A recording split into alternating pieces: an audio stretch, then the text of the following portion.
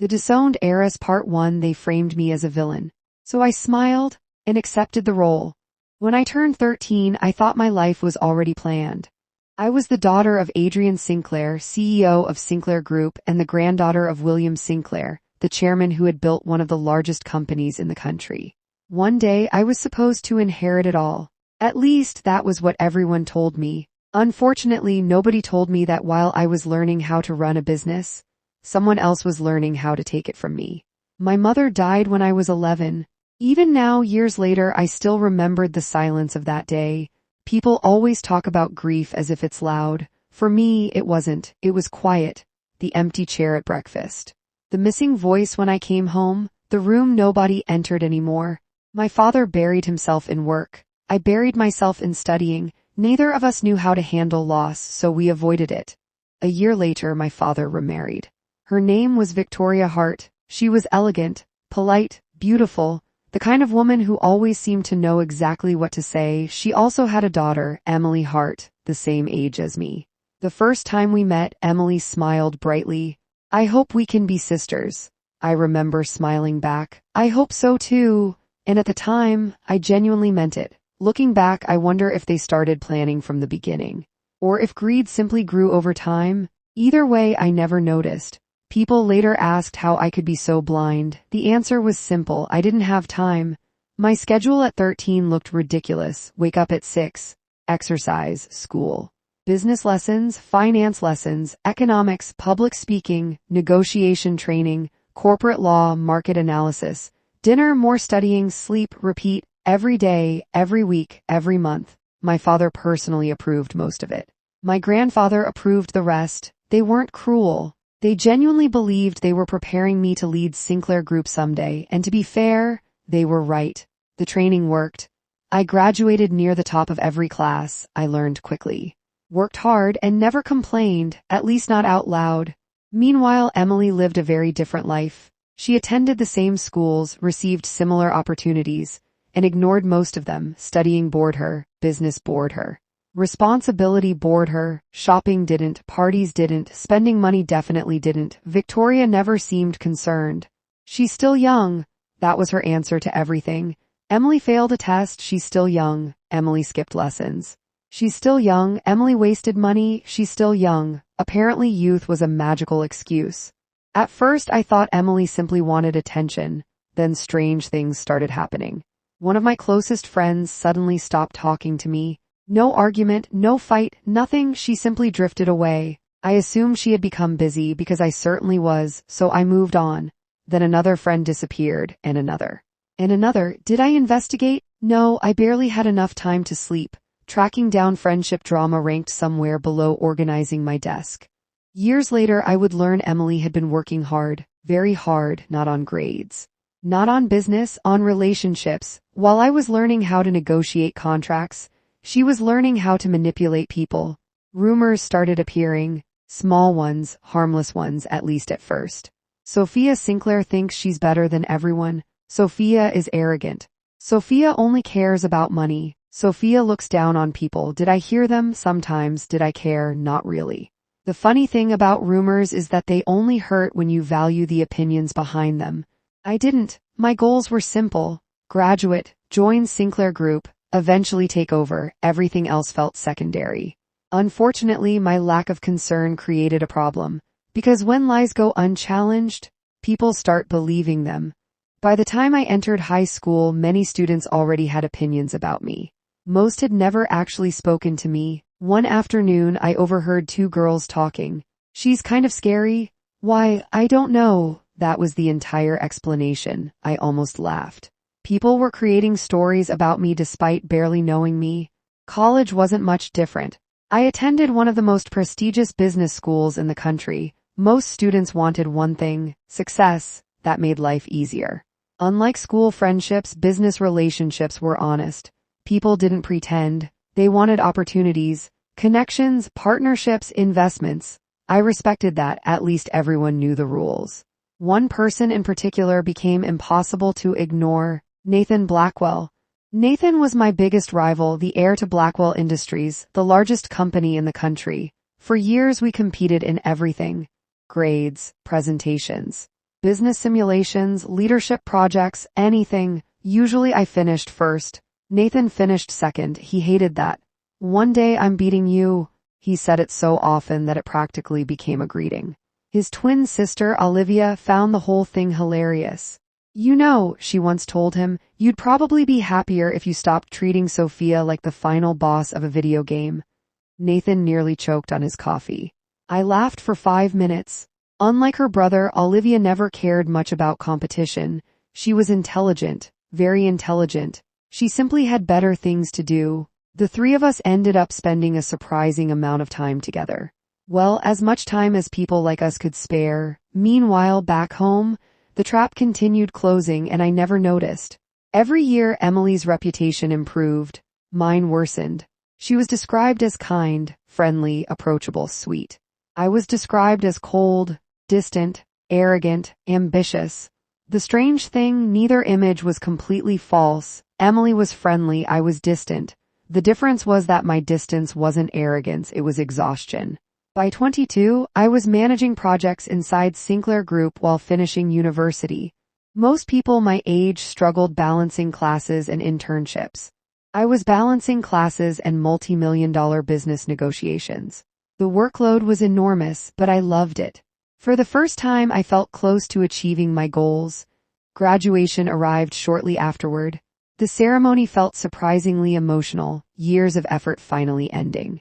Years of work finally rewarded. My father attended, my grandfather attended, even Victoria and Emily attended. For one day, everything seemed perfect. I should have known better. That evening, we gathered for dinner. A private family celebration, or so I thought. Halfway through the meal, Victoria suddenly spoke. "There's something we need to discuss." The atmosphere changed immediately. My grandfather frowned. My father looked confused. Victoria placed a folder on the table, then another, and another. I remember staring at them, trying to understand. "What is this?" I asked. Victoria looked disappointed. The kind of disappointment actors use in movies. "Sophia," she sighed. "I never wanted it to come to this." A cold feeling settled in my stomach. For the first time in years, something felt wrong, very wrong. Then she opened the folder, and my world began to collapse. To be continued. The Disowned Heiress Part 2. The moment Victoria opened the first folder, I knew something was wrong, very wrong. She slowly pushed it across the dining table until it stopped in front of my father. "I wanted to believe there was another explanation," she said softly, "but I don't think I can keep hiding this anymore." Her voice trembled just enough to sound genuine. If I hadn't trusted her completely, I might have questioned it. Unfortunately, I did trust her. My father looked at the documents. His relaxed expression slowly disappeared, his brows furrowed. "What is this?" Victoria lowered her head. "I found these by accident while cleaning Sophia's study." My grandfather immediately looked toward me. I frowned. "My study?" She nodded sadly. "I didn't want to invade your privacy, Sophia, but these papers were lying on your desk. They contained confidential company information." I couldn't ignore it. I stared at her. "My desk? I never left confidential documents lying around. Never. That had been one of the first lessons my grandfather taught me. Yet, there they were, printed, organized, highlighted. Almost as if someone wanted people to find them. My father continued reading. His face became darker with every page. "What exactly am I looking at?" Victoria took a deep breath. "Company reports, internal financial information, future project plans, and," she hesitated, "records showing those files were sent to an outside email." The dining room became silent. My heart skipped a beat. "I never sent anything?" No one answered. Instead, my grandfather picked up another folder. Inside were screenshots, email records, financial statements, copies of confidential files, even timestamps. Everything looked perfect. Too perfect. "I've never seen these before." I spoke calmly, not because I wasn't nervous, because panicking wouldn't solve anything. My father finally looked at me. "Sophia, did you leak company information?" "No." His eyes didn't leave mine. "Think carefully before answering." "I already have." "I didn't leak anything." Victoria sighed. "I knew you would deny it." I turned toward her. "Because I didn't do it." "I wish that were true." Her eyes slowly filled with tears. "I really do." Emily suddenly stood up. "Mom, You don't have to say any more. She looked at me with red eyes. Sophia, if you made a mistake, just admit it. I'll forgive you. I couldn't help staring at her. She sounded sincere, completely sincere. If I hadn't known myself, I might have believed her. I didn't do it. That was all I said because it was the truth. My grandfather placed another document on the table. This signature, is it yours? I looked. It was, or it looked like mine almost perfectly. It isn't. It looks identical because someone copied it. My grandfather slowly shook his head. Sophia, enough. Those words hurt more than I expected because my grandfather had always trusted me, always, until today. My father closed the final folder. His voice became unusually cold. I've defended you your entire life. I never doubted your abilities. I trusted you with company projects while you were still in university. And this, he tapped the folder, is how you repay that trust. I wanted to laugh. Not because anything was funny, because the situation felt unreal. I had spent years working until midnight, years sacrificing everything, years preparing to inherit Sinclair Group. Why would I destroy the very company I had worked so hard to protect? It made no sense. I didn't do it. I repeated, for the third time. Victoria quietly wiped away a tear. I hoped you would tell the truth, but she lowered her eyes. I understand. My father stood. So do I. He looked toward the butler. Ask legal to prepare the necessary documents. The old butler hesitated. Sir, now, yes, sir. I suddenly understood. They weren't discussing punishment. They had already decided. Emily covered her mouth. Dad, isn't this too much? Victoria gently held her arm. Emily, don't interfere. Emily lowered her head obediently. Another perfect performance. My grandfather finally spoke. Sophia, you've disappointed me. That sentence hurt far more than I expected. Not because I respected his position, because I respected the man. He had taught me everything. Negotiation, discipline, responsibility, integrity. Now, he believed I had none of them. I'll ask one final time. He looked directly into my eyes. Did you betray this family? No. Silence. My father took a deep breath. Then I have nothing else to say. I slowly stood. So, that's it? No one answered. I smiled. A small smile, not because I was happy, because I finally understood something. Truth wasn't enough. Not when someone had prepared lies this carefully. The lawyer arrived 20 minutes later. He looked uncomfortable, very uncomfortable. He placed several documents onto the table. No one spoke. The only sound was paper turning. Finally, my grandfather looked at me. If you refuse to sign, we'll proceed legally. I looked at the papers. Disowned.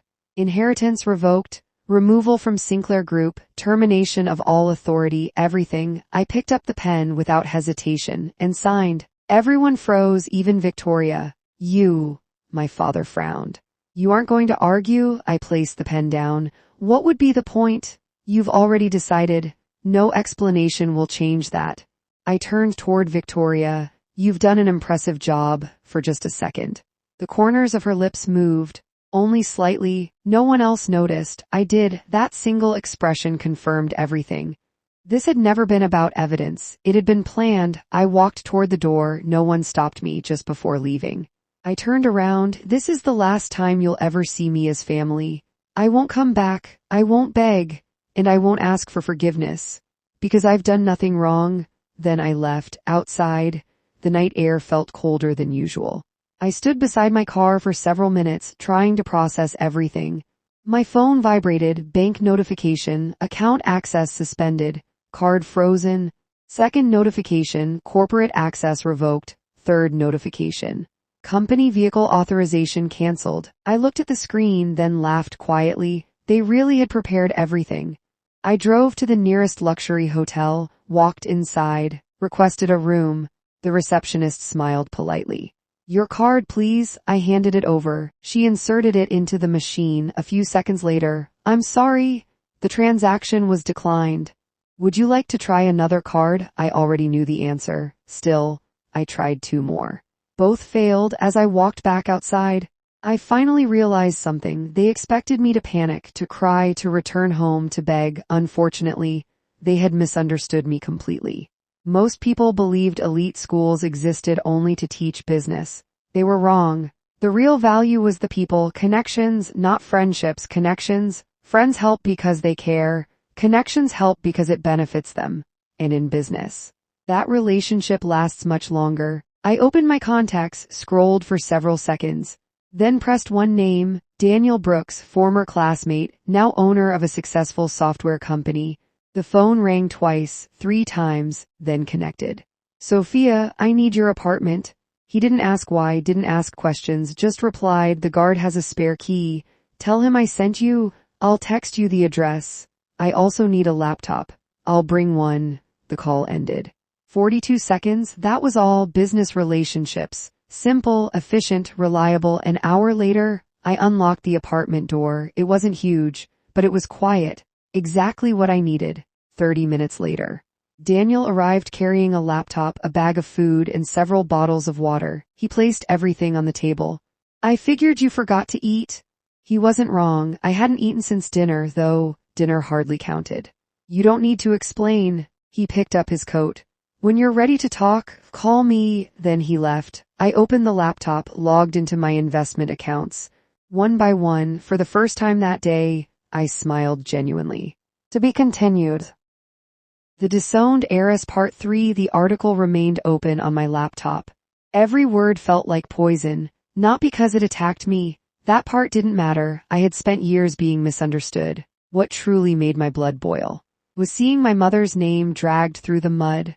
A woman who had been dead for over 10 years. A woman who had devoted her entire life to this family. I slowly closed the laptop. There was only one place I needed to go. The Sinclair mansion. Half an hour later, my car stopped outside the familiar gates. The guards immediately recognized me. One of them looked nervous. Miss Sophia, I didn't even look at him. Open the gate. He hesitated. Mrs. Sinclair instructed us. I raised my eyes. The cold look on my face made him swallow the rest of his sentence. Within seconds, the gate opened. I drove inside. As soon as I entered the mansion, every servant froze. Some lowered their heads, others quietly walked away. No one dared stop me. I walked straight toward the living room, exactly as I expected. Everyone was there, my father, my grandfather, Victoria, Emily. Almost like they had been waiting for me. Without saying a word, I threw my phone onto the table. The article was still displayed on the screen. Explain. Victoria only glanced at it before pretending to be surprised. Sophia, I don't know what you're talking about. I ignored her. Instead, I looked directly at my father. This article contains private information. Information only our family knows. My mother's medical history, our family events, even old photographs. Someone from this house leaked them. Who? My father looked at the phone. Then at me. Finally, he sighed. Sophia, you've already embarrassed this family enough. Don't make another scene. I couldn't believe what I was hearing. I asked who leaked the information. No answer. Victoria slowly stood. You've misunderstood. We're the victims too. I've already contacted the newspaper. They refused to remove it. Her acting deserved an award. If I hadn't already investigated, I might have believed her. I smiled, a cold smile. Really? I took out another phone. Ryan had already sent me everything. Bank transfers, payment receipts, IP addresses, anonymous accounts, everything. I threw the printed documents onto the table. They traced the payment. The money came from your personal account. Victoria's face changed, only for a second, then she recovered. This is fake. You forged it. I laughed. I've only had these documents for 20 minutes. I must be incredibly efficient. Emily suddenly stood. Sophia, stop accusing my mother. I slowly turned toward her. You should be careful. Some of those anonymous accounts belong to you. Her face turned pale. Before anyone could speak again, Victoria suddenly walked toward me. You've gone too far. She raised her hand, trying to slap me. Instinctively, I caught her wrist, then gently pushed her away. I barely used any strength, yet she exaggerated the movement. She deliberately stumbled backward. Her shoulder struck the edge of the coffee table. She fell onto the floor. Immediately, tears appeared. Ah, my arm. Emily rushed over. Mom, Dad, Grandpa, look what she did. My father stood up so quickly that his chair nearly fell over. Sophia, his voice echoed through the room. Have you lost your mind? I looked at Victoria, then at Emily. Perfect. Their coordination was perfect. They had even prepared this. Before I could explain, my grandfather slammed his cane against the floor. The loud sound silenced the room. "If you dare attack your family again, I'll officially remove your name from every Sinclair record. I'll make sure you never inherit a single cent." Something inside me finally snapped. I laughed. Not loudly, just enough to surprise everyone. "You'll remove my name?" I looked directly into his eyes. "You already did. You disowned me yesterday. You froze my accounts. You threw me out. What exactly is left to take?" Neither he nor my father answered. I pointed toward Victoria. "She framed me." I pointed toward the phone. "She insulted my mother." Then I looked at my father.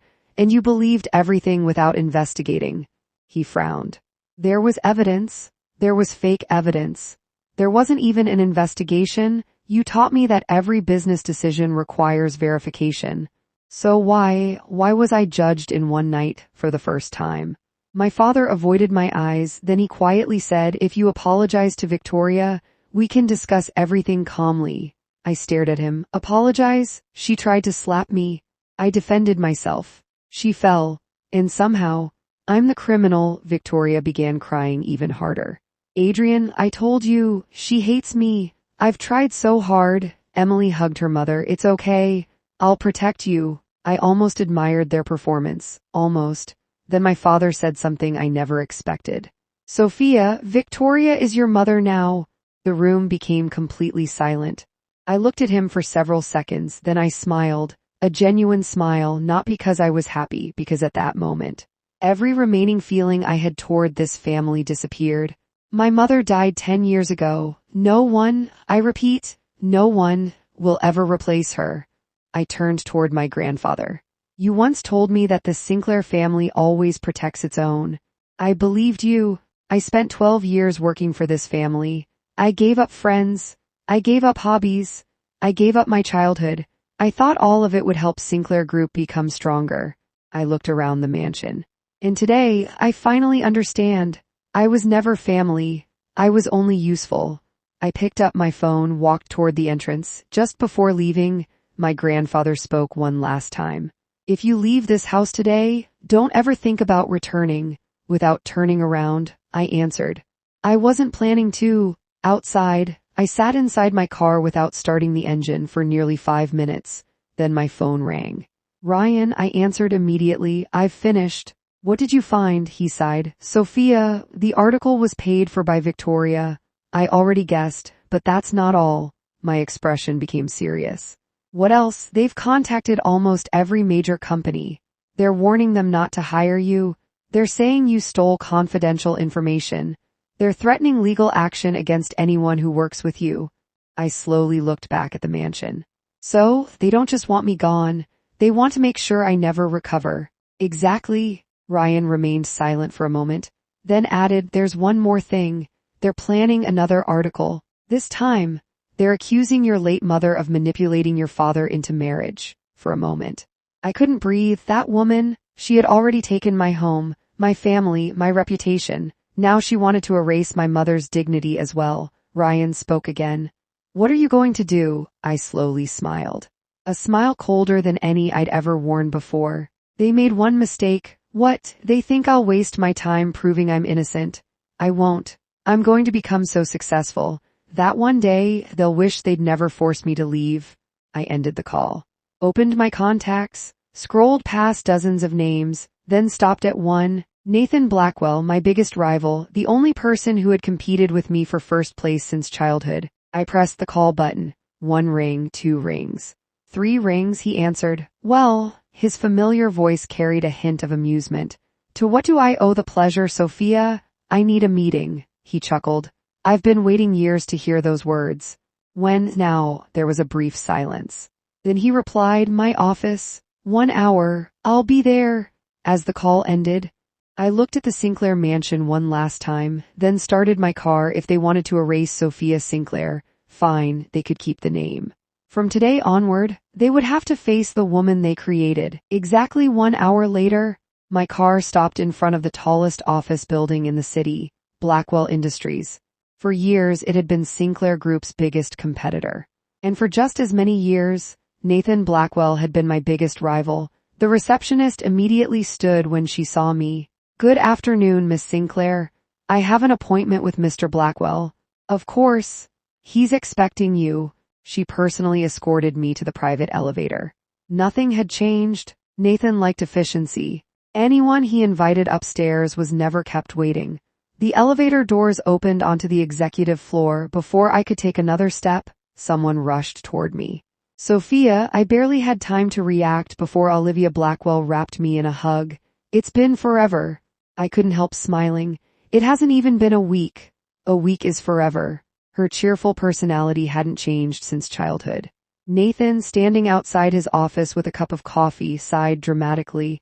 "Can you two finish the reunion? Some of us actually have a company to run." Olivia rolled her eyes. "You're just jealous?" "I absolutely am." Nathan looked at me. "Come in." His office overlooked almost the entire city. The view was impressive, not that I cared. Nathan noticed exactly where my eyes landed, not on the view. Not on the expensive furniture, but on the reports scattered across his desk. He smirked. "I knew you'd look at the paperwork first. I've known you too long." "So," he sat down. "What brings the future CEO of Sinclair Group to my office?" I calmly corrected him. "Former future CEO." Nathan's smile disappeared for a moment. He simply studied my face. Then he nodded. "So the rumors are true?" "They are." He folded his hands. "What do you want?" "I want a job." Nathan blinked once, then laughed, not mockingly, just genuinely surprised. "I spent years trying to recruit you. You rejected every offer. And today you walked into my office asking to work here. Ironic, I suppose." He became serious again. "What position?" "Whatever position allows me to create the most value." Nathan leaned back. "I expected a list of demands." "I don't need demands. I need results." He stared at me for several seconds before smiling again. "I'll make you Executive Strategy Director." Olivia nearly dropped her coffee. "Nathan, that's one of the highest positions in the company." "I know," he looked at me. "If anyone here deserves it, it's her." I nodded once. "I accept." Nathan raised an eyebrow. "That's it? No negotiation? You already offered more than I expected." He laughed again. "I almost miss competing against you." "You still can." "Oh, I'm planning to build my own company someday." His grin widened. "There she is. I was wondering when the real Sophia would return." "There is one condition." Nathan nodded. "I assumed there would be. When every contract between Blackwell Industries and Sinclair Group expires, don't renew them." He didn't answer immediately. Instead, he opened a file on his tablet. Several long-term contracts appeared. "Our last major agreement expires in 32 days. I know, if we don't renew, it'll hurt them. That's the point." Nathan looked at me for another moment. Then closed the file. "Done. No new contracts. No extensions. No special favors." Olivia quietly watched both of us. "You two really are terrifying." Nathan shrugged. "It's only business." I nodded. "Exactly." The meeting ended much sooner than I expected. As I stood to leave, Nathan called my name. "Sophia." I stopped. "You don't have to prove anything here. I hired you because you're the best, not because of sympathy. Not because of charity, simply because he believed that, for the first time in days, someone had judged me based on my ability, not on a rumor." I gave him a small nod. "I won't disappoint you." "I know." As soon as I stepped outside the building, my phone started vibrating, one call after another. They were from the companies where I owned shares. News spread quickly in our industry. Everyone already knew I had been removed from Sinclair Group. The first call came from Marcus Reed, founder of a logistics company. 5 years ago, when nobody believed in his business, I had quietly purchased 10% of it. Not because I wanted control, because I believed in him. "Miss Sinclair, I heard what happened. I'm sorry. I'm fine. If there's anything we can do, there is. I'm listening. When your supply agreement with Sinclair Group expires, I want you to review every option before renewing." Marcus understood immediately. "I'll have my team do that." The second call came from a pharmaceutical company. The third, a software company. The fourth, a renewable energy company. Years ago, most people thought I was wasting money buying minority shares in small businesses. Now, those investments gave me influence, not control. Influence, and in business, Influence was often worth more. None of the CEOs asked for an explanation. None of them demanded favors. Each simply promised the same thing. We'll make our decision based on what's best for the company. That was all I wanted. Fair decisions, without pressure, without manipulation. That evening, I finally returned to Daniel's apartment. The first truly quiet moment since leaving home. I changed into comfortable clothes, made myself a cup of coffee, then opened my laptop. For the next several hours, I reviewed financial reports, industry trends, investment opportunities, potential office locations. If I was going to rebuild, I would do it properly. Just before midnight, Nathan sent me a message. Welcome to Blackwell Industries. Try not to outshine me too quickly. I smiled. Then replied, no promises. Almost instantly, another message appeared. It wasn't from Nathan. It was from Olivia. Dinner tomorrow, no business talk, just friends. I looked at the message for a long moment. Friends. I wasn't sure when I had last heard that word. Finally, I typed a single reply. I'd like that. The next morning, news spread through the business world. Blackwell Industries had quietly announced several strategic changes. Nothing dramatic, nothing suspicious, just routine adjustments. Most people ignored the announcement. I didn't. I recognized Nathan's style. He never attacked loudly. He simply moved his pieces across the board. By the time everyone realized what had happened, the game was already different. Looking out the apartment window, I watched the sunrise over the city. 3 days ago, I had believed my life was over. Now, for the first time, it felt like it was beginning again. The Sinclair family had taken away my home.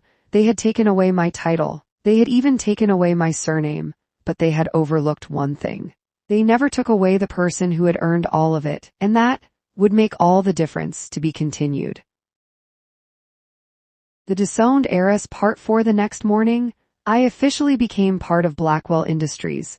When the elevator doors opened on the executive floor, every conversation stopped. Some employees recognized me immediately. Others only knew me from the recent headlines. The woman who had supposedly betrayed Sinclair Group, the disgraced heiress, the former successor. Rumors spread far faster than the truth. I had learned that lesson the hard way. Nathan was already waiting in the boardroom. He looked up from his watch. You're 1 minute early. I dislike being late. I know. He stood. Come on. I'll introduce you to everyone. The board meeting lasted nearly 4 hours. Every executive presented reports from their respective departments. Manufacturing, finance, research, international business. No one expected me to speak. After all, it was my first day. Nathan closed the final report before looking at me. Sophia, anything you'd like to add? More than 20 executives turned toward me. Some looked curious. Some looked doubtful. One even smiled as though expecting me to embarrass myself. I stood, walked toward the presentation screen, then opened the logistics report. Our transportation costs decreased by 7%. Several department heads nodded proudly. Excellent work. I clicked to the next slide. Unfortunately, our delivery time increased by 12%. The room fell silent. Customers don't measure efficiency by transportation costs. They measure it by how quickly products reach them. I highlighted another chart. This warehouse reduced expenses, but it also reduced inventory. If demand rises unexpectedly, we'll lose millions. For the next 30 minutes, I reviewed every department, not criticizing, improving. Every problem came with a solution. Every weakness came with a plan. When I finally returned to my seat, no one questioned why Nathan had hired me. One elderly director smiled. Now I understand. Nathan crossed his arms. I told you. Over the following 2 weeks, my schedule became even busier than before. Ironically, leaving Sinclair Group hadn't reduced my workload, it had increased it. The only difference. This time every achievement belonged to me, not to my family. One afternoon, Daniel visited my office. He placed a folder on my desk. Your investment portfolio. I opened it. Every company in which I owned shares had submitted quarterly reports. Most of them had one thing in common. Their contracts with Sinclair Group were approaching expiration. Daniel looked at me. They're asking for your opinion. I slowly closed the folder. I'll meet each board personally. You aren't going to tell them what to do? No, I'll tell them the truth. The following week, I attended meeting after meeting. Every company asked essentially the same question. Should we renew our agreement with Sinclair Group? I never answered immediately. Instead, I showed them public financial reports, management changes, delayed projects, increasing customer complaints, poor decision-making after my departure. I won't make the decision for you.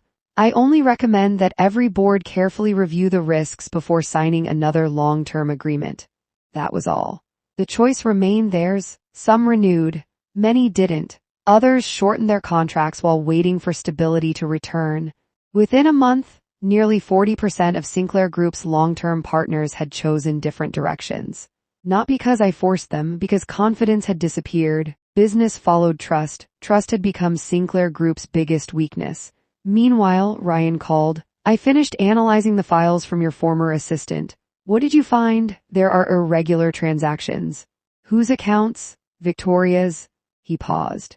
I also found several shell companies receiving money from Sinclair Group. I frowned. Could it simply be consulting fees? I thought so too, so I kept digging. And they don't exist. The room became quiet.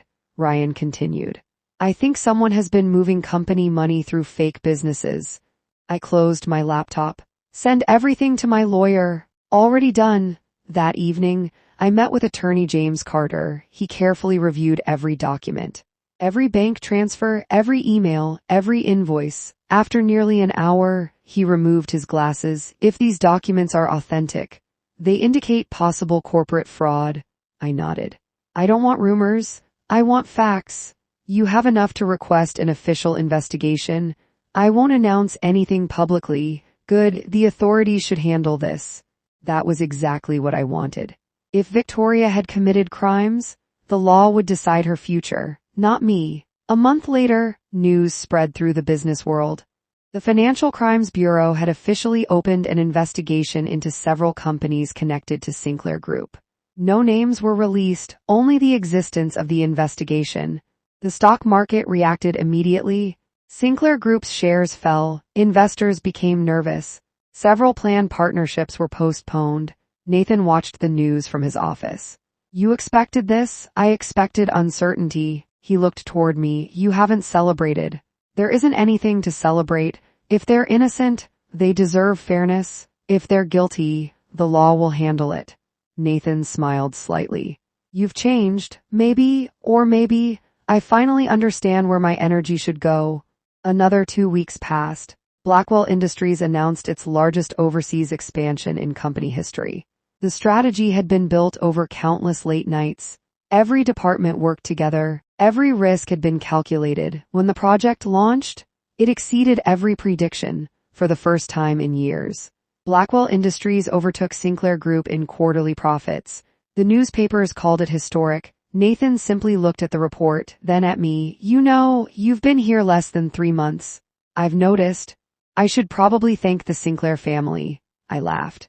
No, thank yourself. You were the one who hired me. That night, as I stood alone beside my apartment window, looking at the city lights, I realized something strange. The anger that had consumed me for weeks had become quieter. It hadn't disappeared, but every day I spent building something new. The past mattered a little less. For the first time since leaving the Sinclair mansion, I wasn't thinking about what I had lost. I was thinking about what I was creating, and somehow, that felt far more satisfying. 3 months. That was all it took for my life to become almost unrecognizable. 3 months ago, I had been the future heir of Sinclair Group. Now, I was one of the youngest executives at Blackwell Industries. Ironically, I was happier, not because my life had become easier, because every achievement finally belonged to me. One Monday morning, Nathan dropped a thick file onto my desk. Our biggest client. They're thinking about expanding into Asia. I want your proposal. I looked at the file. This project should belong to international operations. Nathan shrugged. They already submitted one, and I hated it. I couldn't help smiling. So I'm your second choice? No, you were always my first. You just weren't working here. For the next 5 days, I barely left my office. Every market, every regulation, every shipping route, every competitor, I studied them all when the presentation day arrived. The conference room was filled with executives from both companies. I walked to the front. No notes, no script. Only confidence. 90 minutes later, the client accepted our proposal without requesting a single revision. As they left, their chairman shook my hand. "Miss Sinclair," I smiled politely. "It's Sophia Blackwell Industries now." Nathan nearly laughed. After the meeting, he caught up with me. "You enjoyed saying that." "A little. Only a little, maybe more than a little." That afternoon, Ryan called again. "The investigation is progressing. What did they find?" "They're being very quiet. But several financial records have been requested from Sinclair Group." I nodded. "Good." He paused. "You don't seem as interested as before." I looked out of my office window. "I used to think about them every day. And now, I've been too busy." Ryan laughed. "I never thought work would become your therapy." Neither did I a few days later. Olivia dragged me to lunch, not invited, dragged. "You've been hiding in your office." "I've been working." "Exactly." She pointed her fork at me. "You're becoming Nathan." "I'll take that as an insult." It was. We both laughed. For the first time in months, the conversation had nothing to do with business. Nothing to do with Sinclair Group, nothing to do with my past, just two friends enjoying lunch. It felt normal. I had almost forgotten what normal felt like. That evening, Nathan walked into my office carrying 2 coffee cups. "I need your opinion." "On what?" He placed another file in front of me. "The board wants to acquire a smaller technology company." I reviewed the documents carefully. 10 minutes later, I closed the file. "Don't buy them." Nathan raised an eyebrow. "Reason?" "They're hiding debt." He blinked. "I couldn't find any." "You weren't looking in the right place." I pointed toward a small note buried deep inside the financial statements. "The debt belongs to a subsidiary. If you acquire the parent company, you inherit everything." Nathan stared at the report for a long moment, then smiled. "I really hate how often you save me money. I'll consider that another compliment." "It isn't." It sounded like one. 1 week later, the Financial Crimes Bureau released another public statement. The investigation into several financial transactions connected to Sinclair Group had officially expanded. No conclusions had been reached. No charges had been filed, but investors noticed. Within hours, Sinclair Group's stock price dropped again. Business channels discussed the situation all day. Some analysts blamed market uncertainty. Others blamed recent management decisions. I watched the news for less than a minute before turning the television off. Nathan looked at me. "Not interested?" "I've spent enough time looking backward. What matters now? I can't control what I build tomorrow." "I can." Nathan smiled. "That's the answer I was hoping for." Several days later, my lawyer visited my office. "The investigators thanked us." "For what?" "The documents. They've asked for additional records. If they need anything else, we'll cooperate." He nodded. "That's all." As he stood to leave, he stopped. "Miss Sinclair." "Yes, whatever happens from here, the law will decide it." I smiled. "I know, and that's exactly how it should be." Life slowly settled into a routine. Morning meetings, afternoon negotiations, evening reports, late-night strategy sessions with Nathan, occasional dinners with Olivia. For the first time in years, I wasn't living according to someone else's expectations. I was living according to my own. One rainy evening, I returned to my apartment carrying another stack of reports. As I unlocked the door, I noticed an old cardboard box sitting in the corner. It contained the few belongings I had taken from the Sinclair mansion. Curious, I opened it. Inside were childhood photographs, my first business notebook, a fountain pen my grandfather had given me when I was 14. For a long time, I simply stared at them. I expected to feel anger or sadness. Instead, I felt gratitude, not for what had happened, but for the lessons I had learned. Those memories were part of me. They had shaped me, but they no longer defined me. I carefully closed the box, placed it back on the shelf, and walked away. Some chapters of life deserve to be remembered, not relived. The following morning, as the sun rose over the city, I stood in front of the glass windows of my office, watching thousands of people begin another day. Nathan walked in beside me. "What are you thinking about?" I smiled faintly. "For the first time in a long time, I'm not thinking about proving anyone wrong.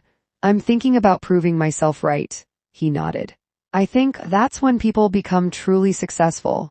I looked toward the skyline. The future no longer frightened me for the first time. It excited me, and deep inside, I knew this was only the beginning, to be continued. The Disowned Heiress Part 5. A year. It had been exactly 1 year since I walked out of the Sinclair mansion carrying nothing more than a suitcase.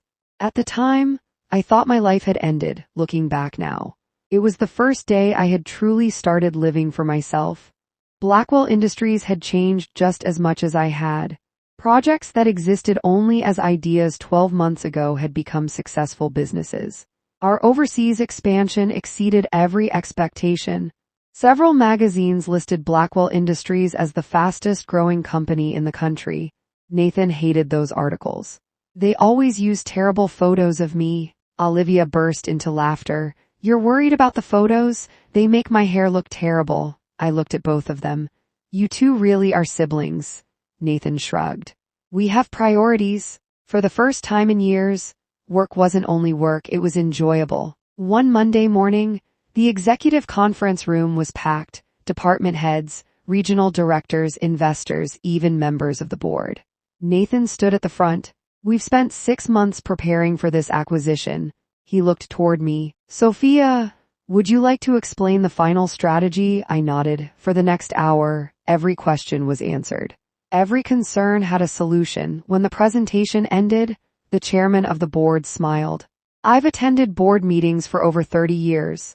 This is one of the best presentations I've ever seen. Nathan looked toward me. I told you she'd impress everyone. After the meeting, we walked back toward our offices. Nathan suddenly asked, do you ever miss it? What? Sinclair Group, I thought carefully before answering. I miss the memories, the people I thought were family, the dreams I had as a child. But I don't miss the company, Nathan nodded. I figured. That afternoon, Ryan called. I have the official notice. The investigation, it's finished. I quietly thanked him before ending the call. For several minutes, I simply sat there, not speaking, not moving. Nathan eventually knocked on my office door. You okay? I think so. You don't sound convinced. I smiled faintly. I spent months waiting for this day, and now that it's here, I don't know what I'm supposed to feel. Later that week, my lawyer handed me the official report. Every accusation against me had been dismissed. The evidence showed that I had never leaked confidential company information. I had never misused company funds. I had never committed the acts I had been accused of. Several newspapers printed corrections. Business magazines updated their earlier reports.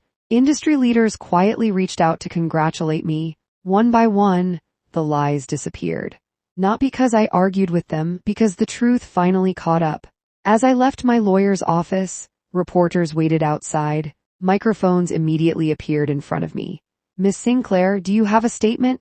How do you feel now that your name has been cleared? Will you return to Sinclair Group? I looked at the crowd. A year ago, I would have prepared a speech. Today, I simply smiled. I appreciate everyone who waited for the truth. As for the future, my focus isn't on returning anywhere. It's on moving forward. With that, I walked away. That single interview became the most widely shared business clip of the week. Back at Blackwell Industries, Olivia walked into my office carrying a cake. What is this? A celebration. For what? You got your reputation back. I laughed. You bought a cake for that? I buy cake for everything. Nathan entered behind her. She's not exaggerating. Olivia handed me a fork. No speeches, just eat. For the next hour, no one mentioned investigations, or newspapers, or the past. We simply talked about movies, travel, ridiculous office stories. I realized something during that conversation. Some families are given to you, others you find along the way. Weeks passed. Life settled into its usual rhythm. Meetings, reports, flights, negotiations. One evening, I stayed late to finish reviewing a proposal. The office had become almost completely empty. Nathan knocked once before walking inside.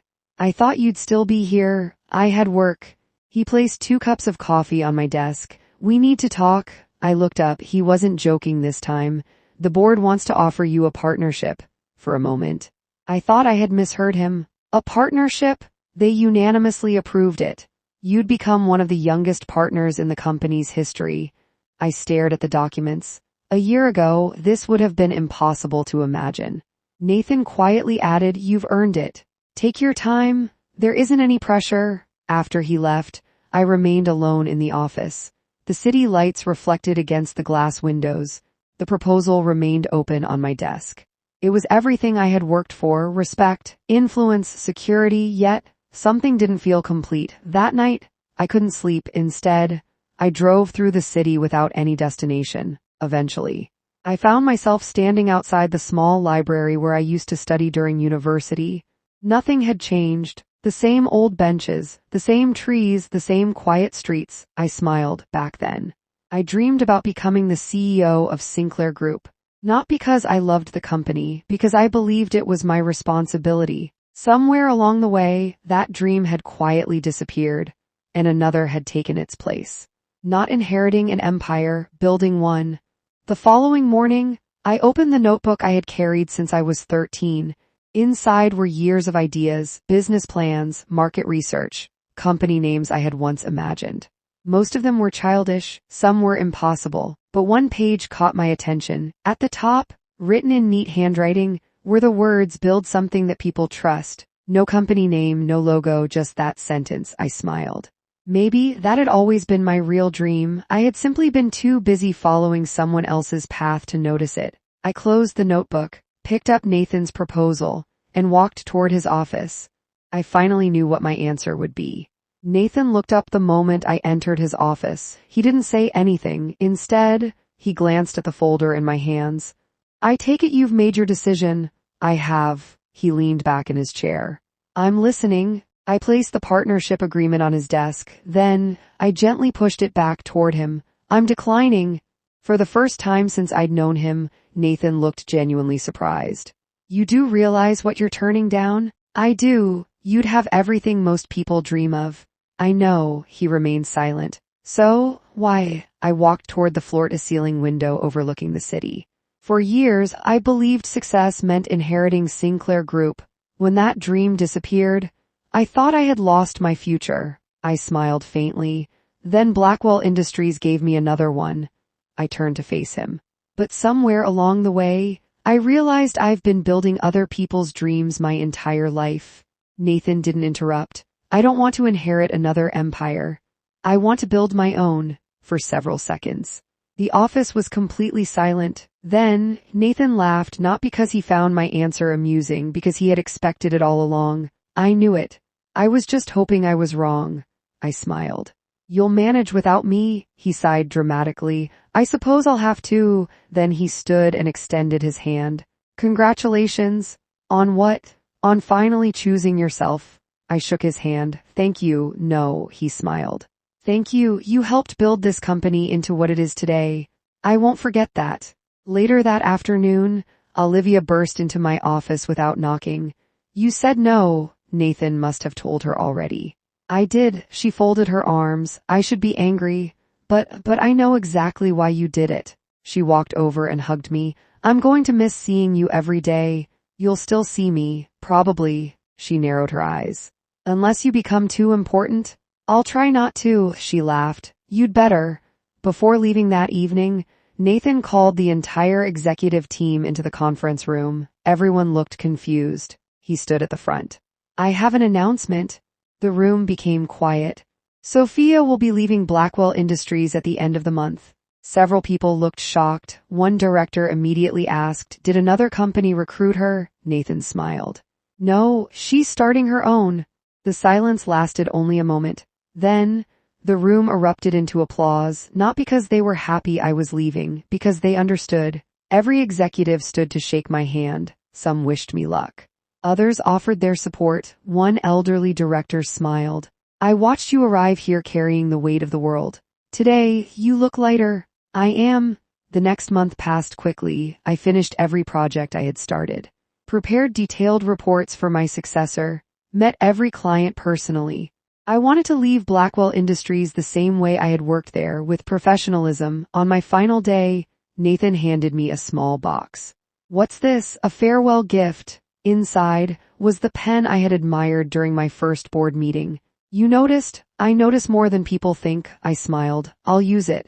"I expect you to." Finding an office turned out to be easier than I expected. Finding the right people was much harder. I wasn't looking for the smartest employees or the most experienced. I wanted honest people. People willing to learn. People who believed success was earned, not inherited, one by one. The team slowly came together. The office was still small, only a handful of desks. A single meeting room, an empty reception area, but every morning, it felt a little more alive. On the day the company was officially registered, I unlocked the front door before anyone else arrived. The morning sunlight poured through the windows. I walked slowly through the office, touching each desk as I passed, not because they were expensive. They weren't, not because the office was impressive. It wasn't, but because every chair, every computer, every folder had been chosen by me. There was no famous family name above the entrance. No inherited fortune waiting inside, only a dream, and a team willing to chase it with me. I stood in the reception area and looked at the blank wall. Soon, my company's name would be there, not because someone had handed it to me, because I had earned it. I smiled. People often ask when a person's life truly begins. Some say it's the day they're born, others say it's the day they achieve success. I disagree. I think it begins the day they stop living for someone else's expectations. That day, for me, was today. I unlocked the office door, switched on the lights, and stepped inside, ready to write the next chapter of my life, the end.